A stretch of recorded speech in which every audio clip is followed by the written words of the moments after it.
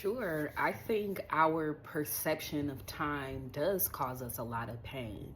This Newtonian idea of time is so deeply ingrained in American or Western culture, as is evident in our constant need to hustle, very highly increased rates of anxiety, not just amongst adults, but also young people are experiencing very deep anxiety at younger and younger ages. And sure, we're going to be more aware of things like anxiety because we're becoming more emotionally intelligent as a society. So we talk about these things more openly than other generations did.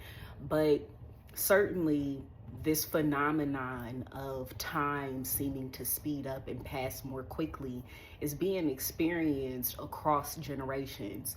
Generally, time doesn't start to speed up, and this is a perception thing, but time doesn't start to speed up until we get older.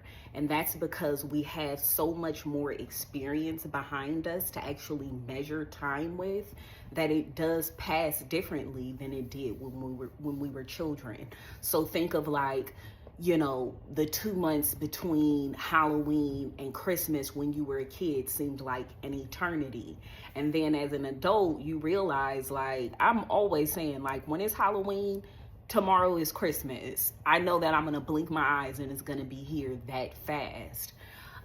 So time and our perception of it is really important and relevant to how we experience life as a whole. And so I think in order to get rid of some of that pain and pressure, I think a shift needs to be made into Einstein time, which suggests that time is relative to the observer, which gives us this really great opportunity to understand that we are actually creating time. Time is coming from us as individuals, and it passes differently depending on the individual and depending on their circumstance and or experience. So I think that's really empowering. And so we hear about these kinds of things like, creating our own time. But how do you actually do that?